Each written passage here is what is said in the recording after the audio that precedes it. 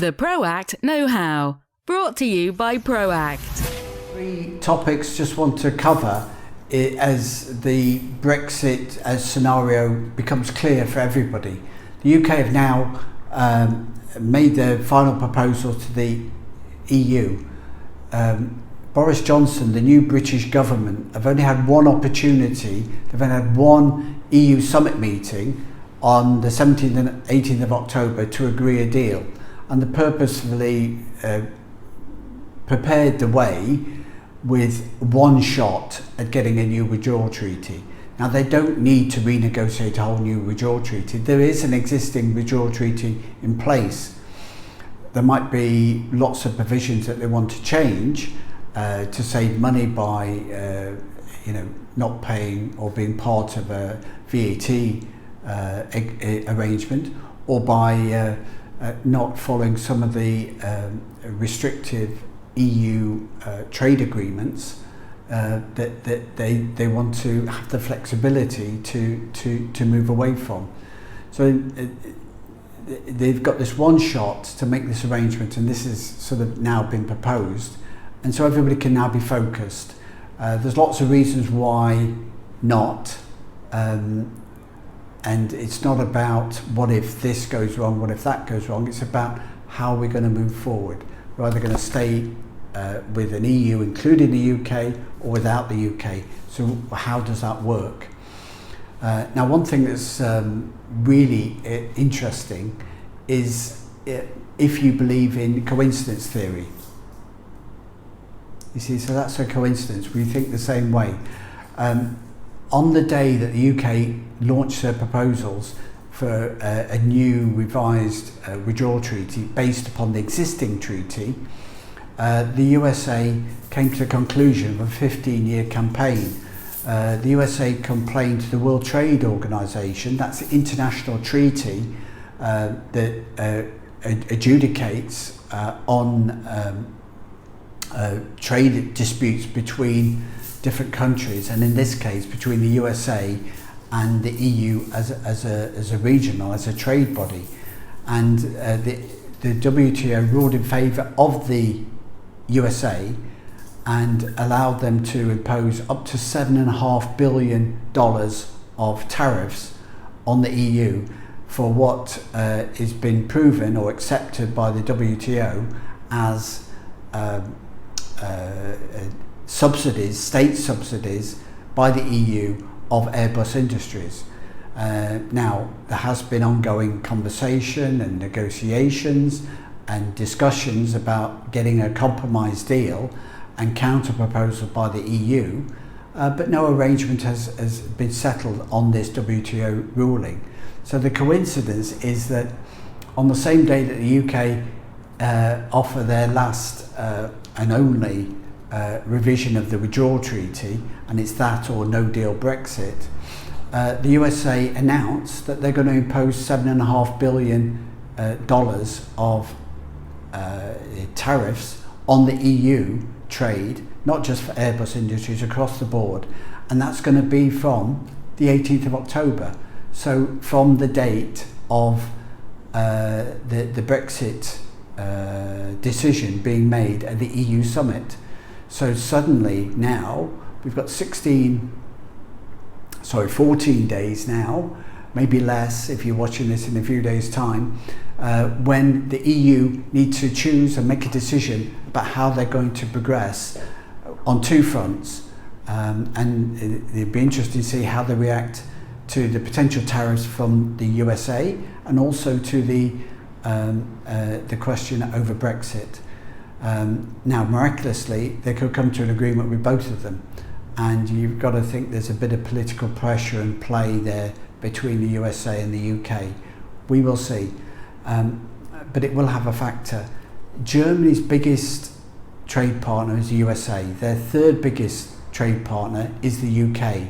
That's £186 billion of trade at risk for Germany with the UK and Brexit, and with the USA and the World Trade Organization ruling that EU subsidies are unfair. Will they allow the potential decimation and recessionary effect of the 7.5 billion tariffs and a no-deal Brexit to hit their industries, or will they lobby and allow and promote a deal which is a compromise that the UK can accept and the EU members can accept, and that's fair for everybody, and it would then suddenly give expats living and working abroad, for their family, for their business, a stability and certainty for the future. So this, we've got to hope. There's a lot of money at stake for Germany in particular, for the EU in general, for trade between the EU and the USA in general, and for an opportunity to end the antagonism between all the different parties. So we'll see on that. If a UK expat or an EU expat is still looking to relocate before Brexit, they can do. But obviously the rules change after Brexit. If there's a withdrawal treaty, there's a transition period. That runs through to the end of 2020. If the worst case scenario is there's nothing and everything finishes at the end of October, that's unlikely to happen, because there are already reciprocal arrangements, bilateral arrangements being put in place between the EU and the UK for cross-border trade and to allow things to move. There's a political decision to be made in Ireland, and everything could all come together quite easily based around the existing withdrawal treaty.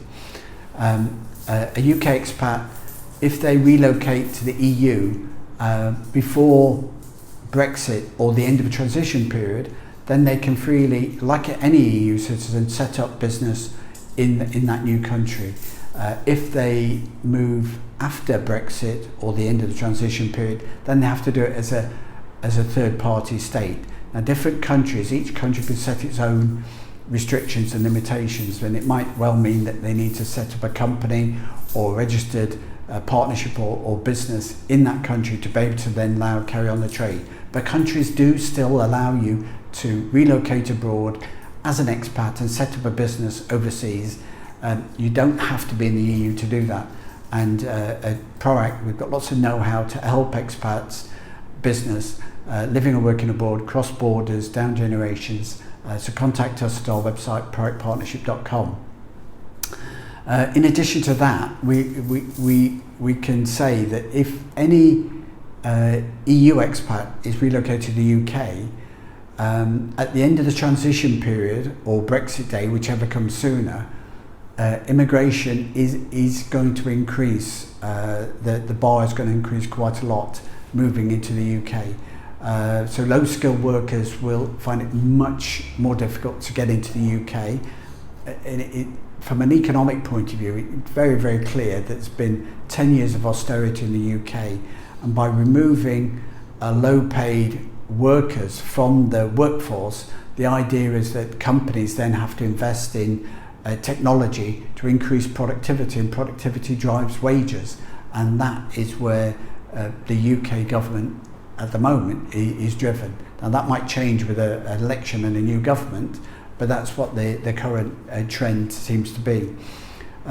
If a UK expat has got parents from Hungary, Spain, Ireland, Cyprus, Malta, then those grandparents or parents give the UK citizen a right to apply for dual citizenship and passport based upon family connections. And this could be a way with an Irish passport and an English passport, or a Cyprus passport and English passport, a dual citizenship to retain free movement around the EU based upon your ancestry and the fact that you've got an EU passport and a UK passport. There are big changes on healthcare, and it's important to note that expats should be concerned about this. If you're living and working abroad and you're registered and paying social insurance, then you will qualify for the local healthcare. If you've been there more than 5 years and you've got a permanent residency and you're a tax resident and fully, you will qualify for the local healthcare, whatever that local state healthcare is. If you're a retired expat or if you are a student or on a temporary relocation abroad, or you've got a medical exemption that gives you an S1 when you're not state retirement age, you can move. Currently, EU expats can move throughout the EU and get healthcare paid for by their home country in their new country of residence. So EU expats will get that when they relocate to the UK, paid for by their home country. That will stop after Brexit if there's no reciprocal agreement between their home country and the UK. The reciprocal agreement could be with the EU, or it could be bilaterally with individual countries within the EU. Spain and Belgium have already put in legislation to reciprocate on healthcare after Brexit, irrespective of whatever deal or no deal or healthcare arrangements the EU make. Other countries may follow in the next few weeks, or immediately after the Brexit arrangement. But if there is a no deal, then the S1 system is dependent upon the EU members. Now the UK is saying that they're going to maintain that system. Now they might not be part of the EU club, and unless the EU accept that the UK can continue to be members of the EU healthcare scheme, and the UK have offered to the EU, all countries, on an EU basis or on an individual basis, that they will continue to pay the healthcare of expats living and working abroad. So the UK government are saying to UK expats, we will pay your healthcare if you've got an S1 living and working abroad, but that country has to reciprocate either on a bilateral basis or within the EU. So you need to look out and watch what your local news is. You can follow that on the ProACT partnership blogs and vlogs to see what changes are in hand. The other factors that you should consider is that if you're registered locally as a resident, maybe permanent resident, and maybe and there's other arrangements, you could qualify for your local healthcare irrespective of the S1 scheme progressing or not. So consider that version as well. UK expats with S1s or UK expats, how can they qualify for NHS treatment in the UK? Expats can qualify for NHS treatment if an EU expat becomes ordinarily resident in the UK. So if the EU citizen moves to the UK before Brexit and becomes ordinarily resident there, them and their family are covered by the NHS. If a UK expat relocates back to the UK at any time, again, they're covered by the NHS. However, it's only UK expats with an S1 on short trips back to England, Scotland or Wales that can get temporary short trip treatment on the NHS. Not long term, short term. Expats still have to move permanently back to the Northern Ireland to be allowed to get NHS treatment. So it's an important part. If you've got an S1, then you're covered on a short trip back to the UK. However, bear in mind that is not dependent on whatever Brexit deal. So whether there's no deal or a deal, whatever happens, that arrangement for UK S1 holders will continue, because the UK will continue to operate an S1 scheme like it does with the EU. It has to make new friends on the other side to reciprocate with, but the UK will pay for expats healthcare, but only with countries that it's got a reciprocal healthcare agreement with. So that's the starting point, and at the moment that's the EU healthcare system and some other countries, and this will open up. Spain and Belgium are in that system, and let's look for other EU countries to join that. If the transition period exists either with or without a deal, then there'll be no change to the healthcare arrangements to the end of the transition period in December 2020. But otherwise, expats should make sure to review and check their healthcare arrangements. You can download a guide at our ProACT Partnership website, proactpartnership.com. Ask us a question particular to you at our website on our Facebook page, Living and Working Abroad, or contact us at proactpartnership.com. And we'll try to answer your question and feature it in our blogs, on Facebook, social media, and here at our YouTube channel, Living and Working Abroad. Thanks for listening, and we hope to see you again next time. And we look forward to hearing from you. Have a great week. The ProACT Know-How, brought to you by ProACT.